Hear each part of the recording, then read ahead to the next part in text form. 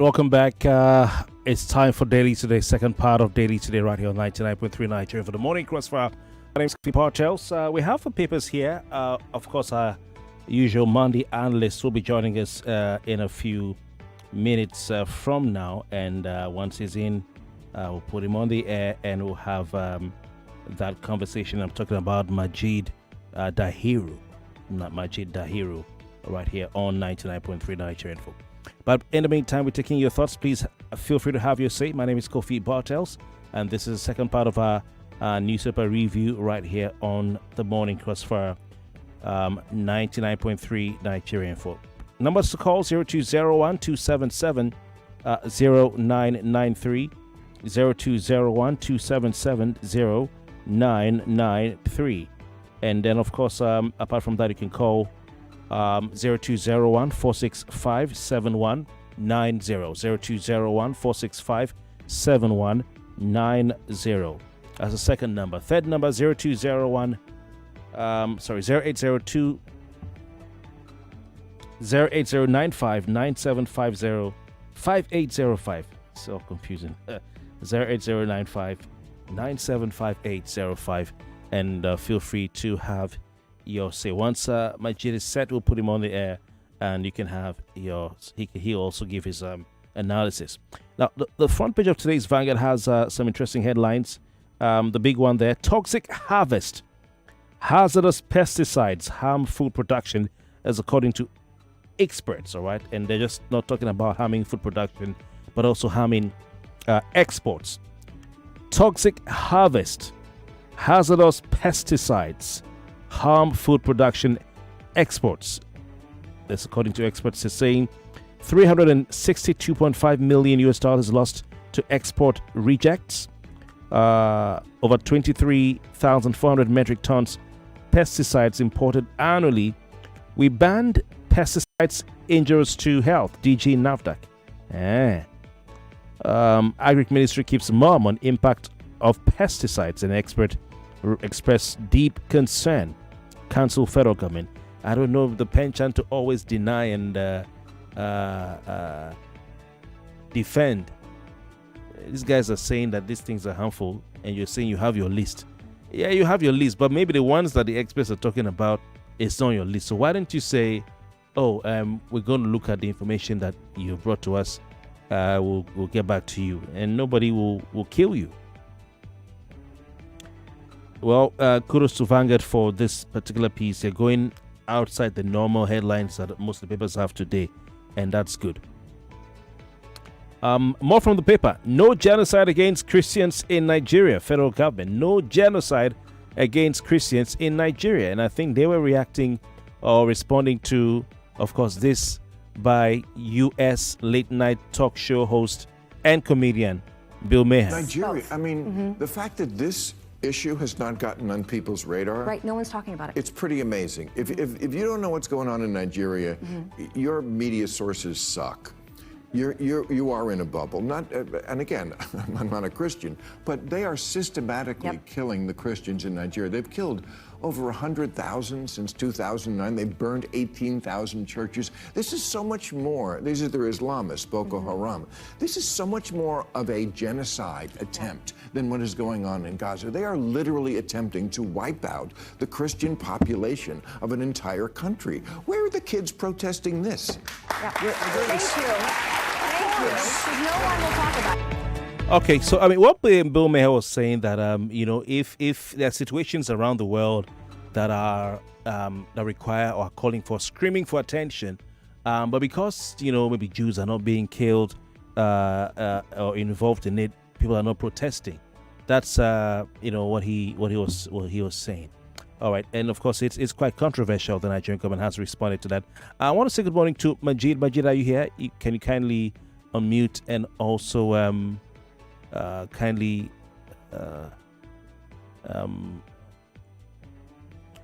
turn your video on? Majid Dahiru, can you hear me, please?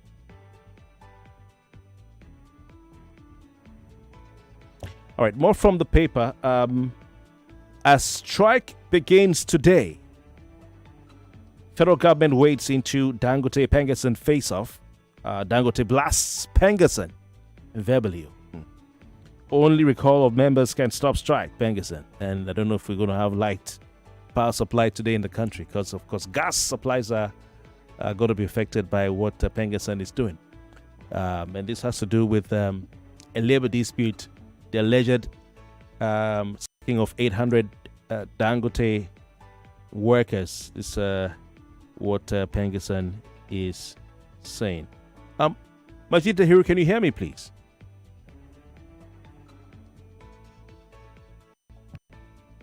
All right. Majid, your video is not...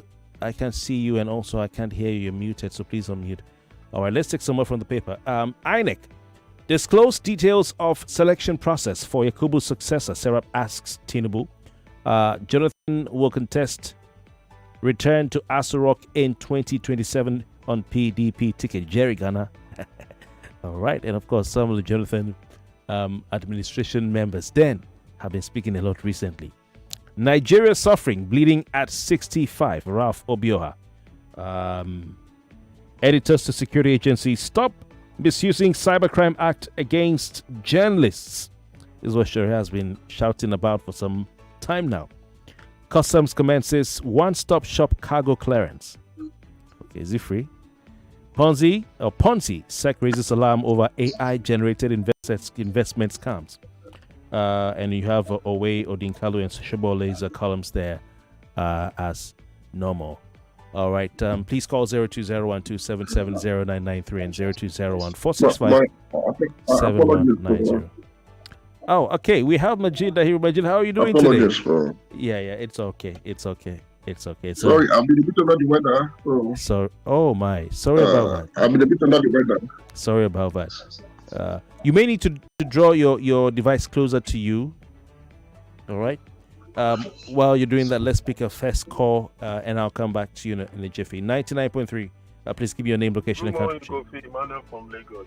Emmanuel, welcome. What you said, what you just played out in America, the American journalist, what he said, it's true, but we don't want to agree. Yes, it can happen in the cosmopolitan Nigeria, like Lagos and the Southwest, but in the North and Middle Belt, it is happening. They are killing Christians. And that's what is happening. Southern Kaduna since when, Jos since when, Benue since when, and other parts of the North. But people are keeping silent. But it's true. They are killing Christians. They are burning churches. There's this other religion who feels they must fight war to win people. And that's what is happening. Thank you very much. All right. Thank you very much. Majid, what's your take on the federal government's reply to certain reports of genocide against Christians in Nigeria? I mean, I've looked at some of the reports so far, where it's since 2009, the beginning of the Boko Haram insurgency, more than 15 million, maybe even 16 million Nigerian Christians have been misplaced from their homes, their land, their churches, their farmlands, their villages and towns, never to return till today. Okay.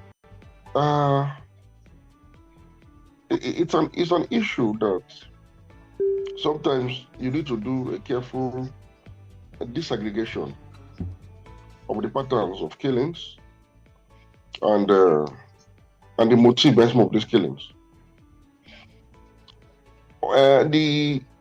Those making the claim that there is a genocide going on in Nigeria against Christians are not entirely wrong in their assertion.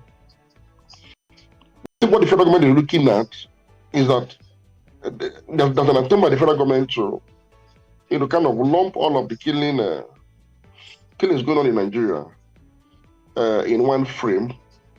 So, for instance, yes, it is true that if you go to the Northwest, a lot of people that have been killed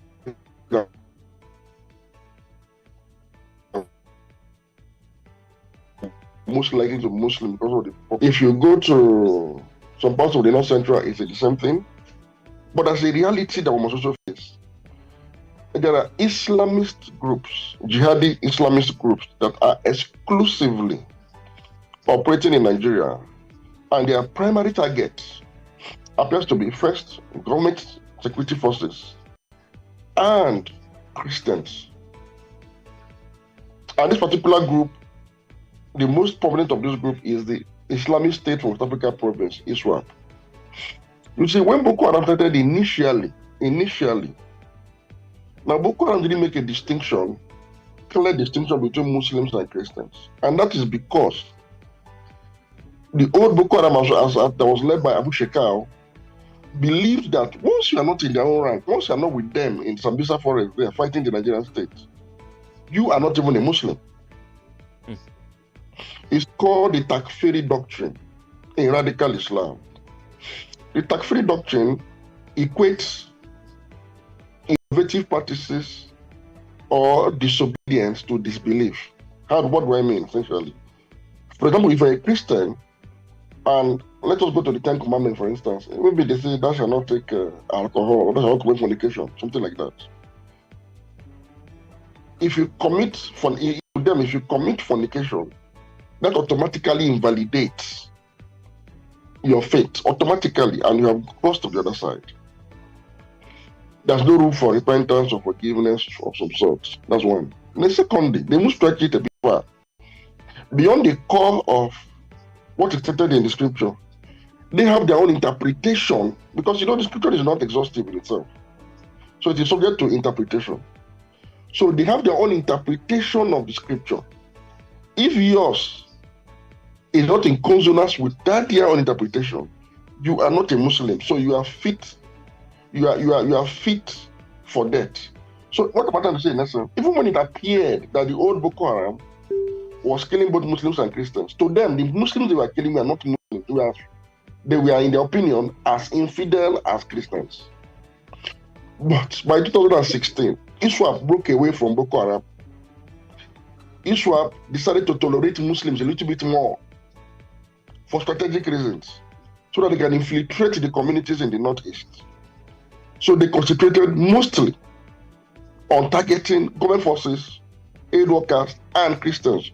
That was when you saw public execution of Christian leaders that were captured, made a spectacle of.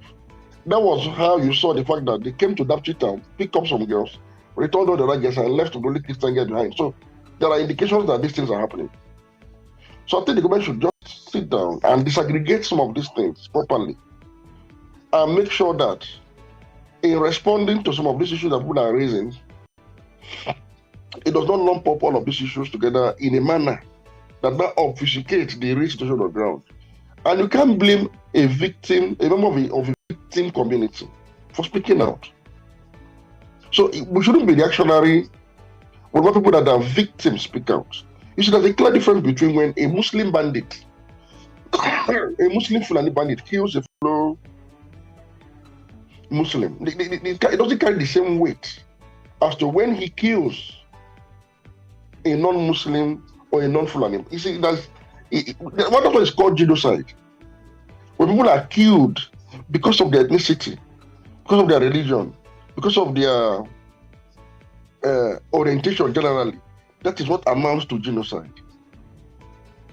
So the war that is going on, for instance, in Sudan, between Arab forces of the government of Sudan led by Burhan and the RS and the Rapid Support Force led by Mohammed Dagalo, both Arabs, nobody has charged genocide there. But when this same group was fighting the non-Arab population of Western Darfur, it became genocidal. Because there's a difference now in ethnicity and religion. So we must be sensitive to some of these issues. I know that people that are speaking up from this side are not just trying to make trouble. They are speaking to their own reality. And we must be sensitive to that reality. All right. Interesting. Very interesting take indeed. Let's go over to Lagos/Abuja axis. But just to remind the listeners as well, we're streaming live on YouTube, so you can watch from wherever you are in the world. We're streaming live on Facebook as well. You can watch also on Facebook. Majid, the big strike that Pengerson has been threatening has started. It's begun today.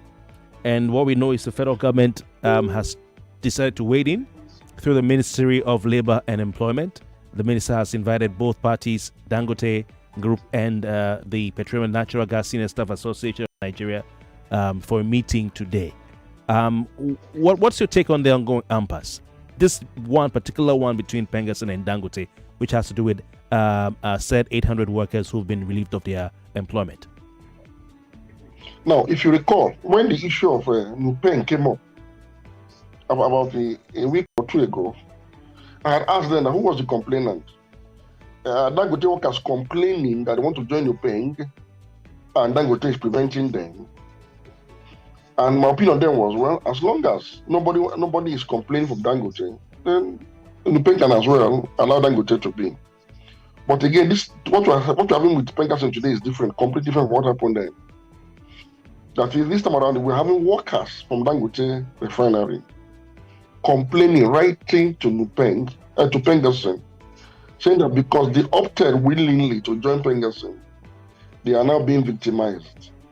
That they have been relieved of their appointment, of their employment rather, and have been substituted by Indians in the facility.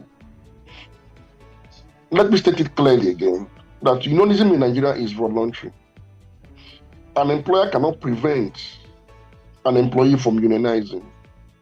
Neither can an employer victimize an employee from victimized for unionizing.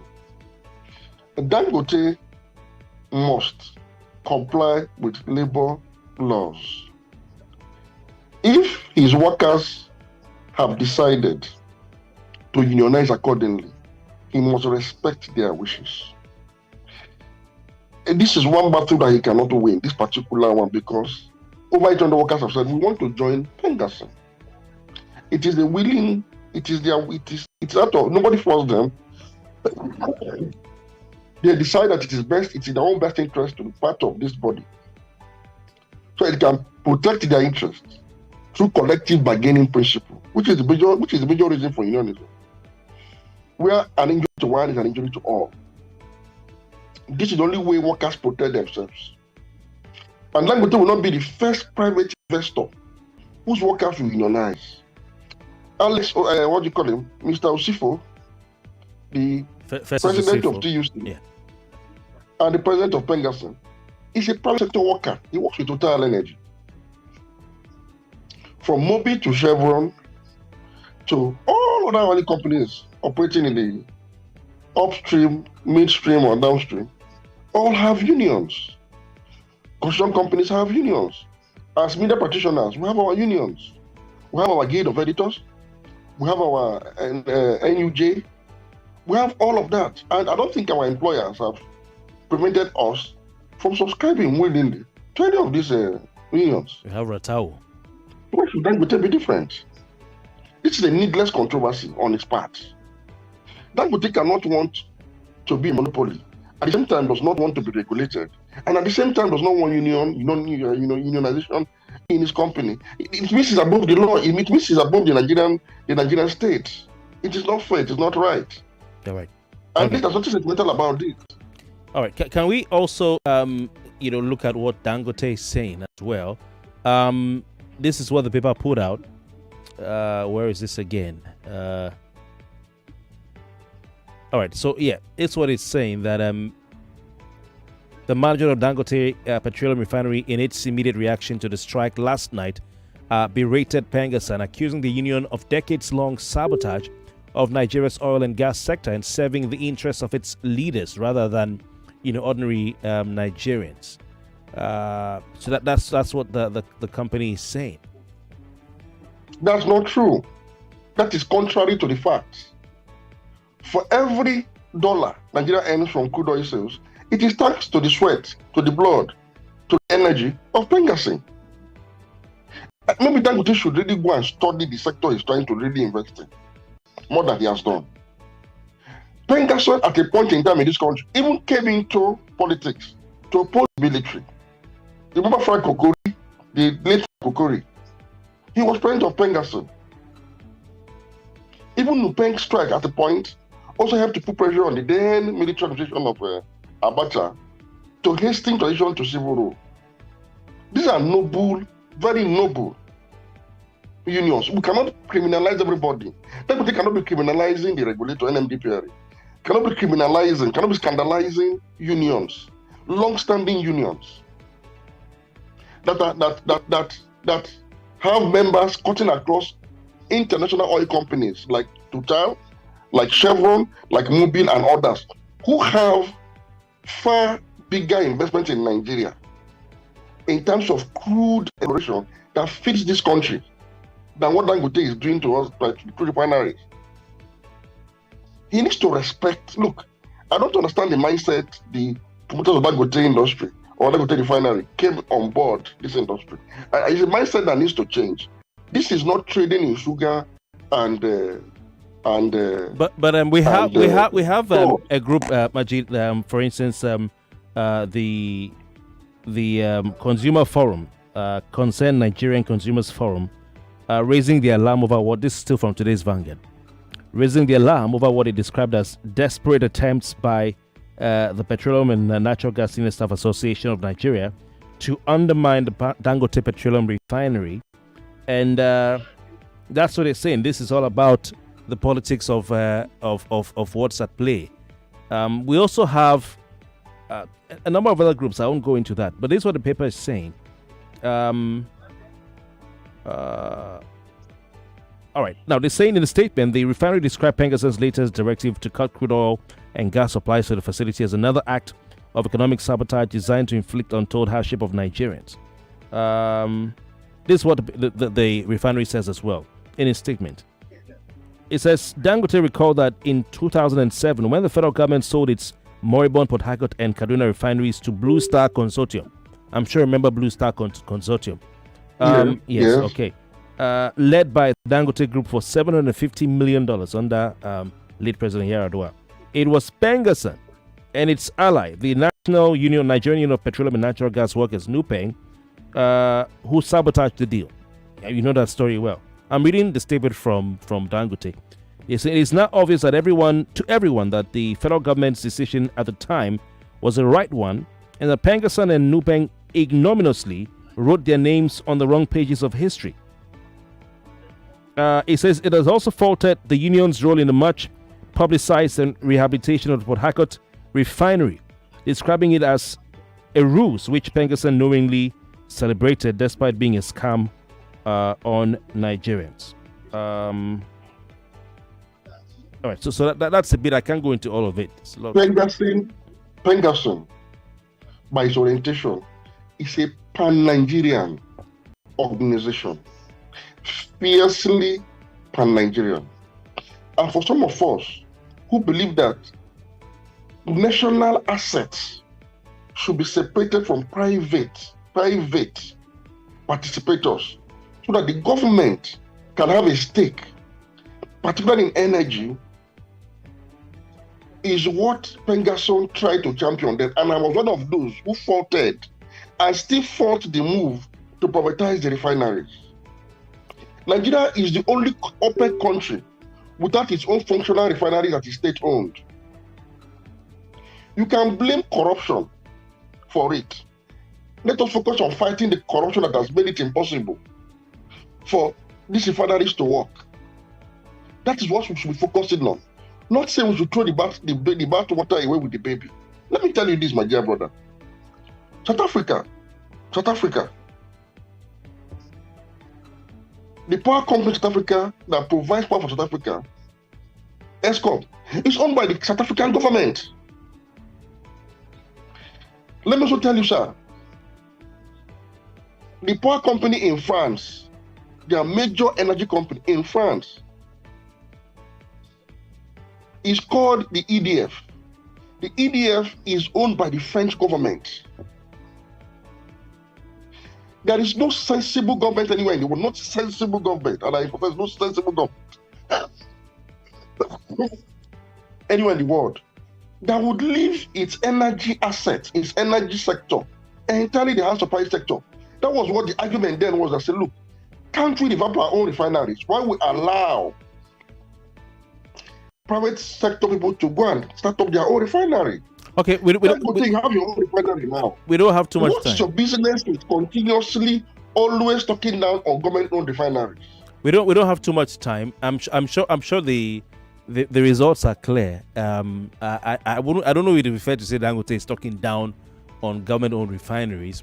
But what they are saying in this statement is that the result of that decision to reverse the sale of the state-owned refineries is clear and obvious for Nigerians to see.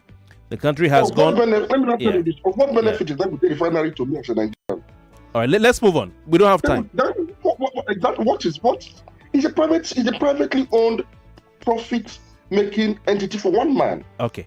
And buying petrol at a commercial rate. We don't have it's time. It's not being subsidized. Let's look what exactly is my sentiment with Dangote refinery? Let's look at INEC and the process for selecting the next INEC chairman. Serap is asking the president to disclose the details of selection process for Yakubu's successor. Are they right to ask for the details? Are the details already enshrined in the Nigerian constitution, the process?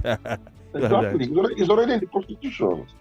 And each time I hear a lot of conversations around the kind of how we should even amend the laws to make sure that political office holders like the president and governors do not have a hand in appointing electoral process managers. I begin to wonder. Somebody was even suggesting that the UN should help us now appoint INEC chairman and all of that. Now, what you should understand as Nigerians is this. If a president or a governor that is presiding over your common patrimony cannot be trusted to appoint an INEC chairman in line with the spirit, with the amendment and the letters of the Constitution, it means such a person is not supposed to be president in the first place.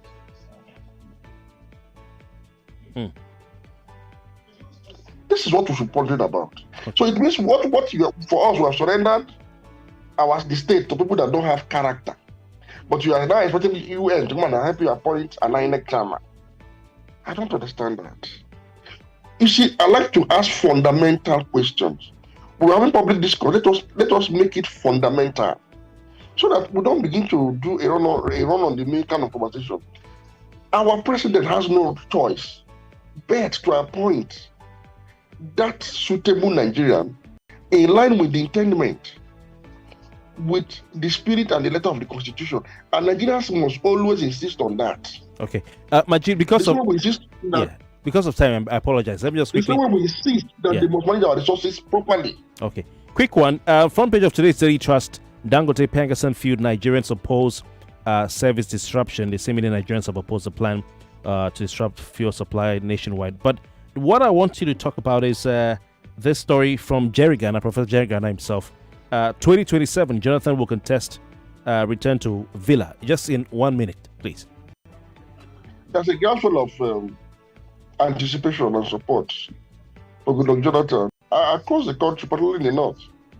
Since it has become sacrosanct that power should rotate between the north and the south after every 8 years, there's a growing support for him in the north. But whether he will accept, whether he will consider it, what I don't know yet. Whether he considers the groundswell of support, should he? Massive enough. Should he? To bring him into the race, what I don't know. Should he? But he should, only if it becomes a national consensus. Only if it becomes a real national consensus. That by that, it will not be like a public service is running to the country. But anything short of a national consensus, it should not. All right.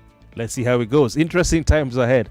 And of course, it's been a very interesting analysis for you and conversation with you right here on Daily Today, Part 2, the Morning Crossfire. I'd like to say a very big thank you to you, Majid, for your time. Our guest analysis this morning has been Majid Dahiru, analyst right here at Nigeria Info. Majid, I don't know if you're you said you're under the weather, so we wish you a speedy recovery.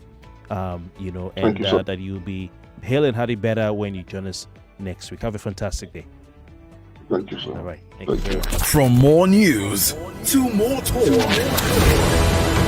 and more voices. I thought to myself, where is the renewed hope? This president is one of the best that have happened to Nigeria. APC opposition list expectations for next INEC chair. Let's reform for the good of Nigeria. INEC shortlists 14 associations for political party registration. This is the first time you see that legislature is defending the executive. Negotiating with terrorists, and they're telling us what they want. 99.3 Nigeria Info. We are more than just radio. Subscribe to our YouTube channel at Nigeria Info FM. Check us out on Facebook at Nigeria Info 99.3. Follow us on Twitter at Nigeria Info FM and on Instagram at Nigeria Info FM Lagos for live updates as it happens. 99.3 Nigeria Info. Let's talk.